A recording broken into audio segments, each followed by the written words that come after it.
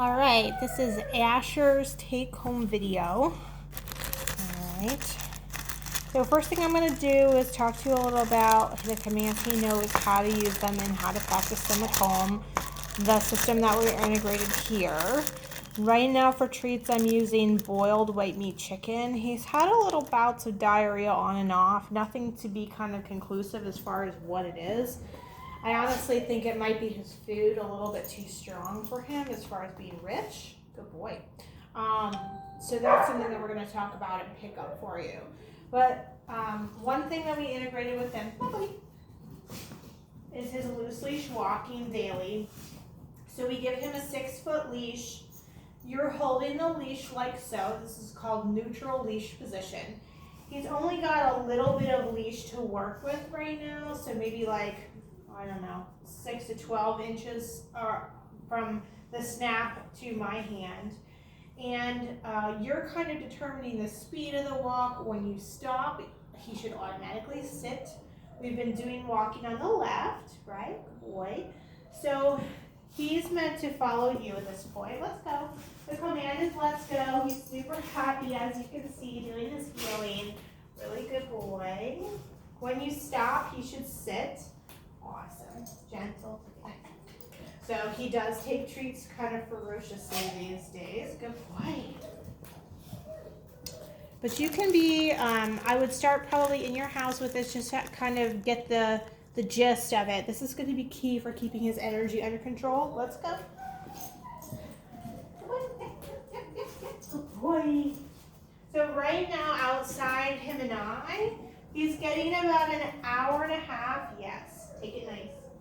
An hour and a half of a brisk walk total a day. So ideally 45 minutes in the morning, 45 minutes at night. If you can't do that, we can kind of adjust that accordingly, but it's certainly helping with his behavior here. So that's your loose leash walking. The command is let's go. We're going to keep up with this at home and integrate the use of his corrective collar. Next thing we did was start on teaching him down stay. So this has been really important and hard for him because it's a little self-restraint exercise. A lot of the things that you put on your list were his impulse control problems. Lie down. Good. So he lies down. And you just kind of hang out here. So he's being super silly right now. You put him on your left side and ask him to lie down. Good. When he lies down, your foot goes on top of the leash. So there's zero pressure on him right now. You kind of let him hang out here for a little bit. And then okay is his release word, and then he gets a treat. So right now, we're not saying stay, because we haven't proved this 100% and adding distance to it or anything. But this is going to be a hugely important exercise for you guys, because if he starts acting up, you're going to grab your leash and collar, put him on the left side. Oh, buddy. I know you already know what you're going to do. Sit down. And he just hangs out here. If he goes to move, you just step on the leash like I just did. And when he stays there, your toes are lifted. So see, there's zero pressure on this leash. If he gets up like that, because there was a piece of chicken there, you step back on the leash and he goes back down. To release him, it's okay. So you say the command and you put your hands in the air, and that means to him that he can get up now, all right? For now, we're not doing any distance to this because you and I are going to work at proofing this a little bit. It took him so long to figure out exactly what I wanted in this position. So adding distraction slowly for him has been key to success. One more time. Yeah. Good boy. And he just kind of hangs out here. And whenever you're ready, it's okay, and give him cookies. I also integrated with this a distraction. So old Asher, if I was doing something like holding this bully stick, would have launched himself at me. New Asher does not do that. Okay, you can see him here. So one thing that we practiced was just doing one of these and not having him jump. So me holding something that was enticing to him, right? And it could be anything, squeaky toy, anything like that. If he doesn't and he practices self-control, even when I'm standing here talking, he gets cookies for that.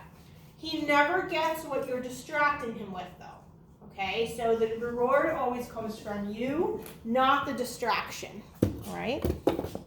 Next thing he learned was leave it. Get some more chicken here. So he does leave it in your hand as well as leave it on the floor. So leave it in your hands is a little self-control exercise.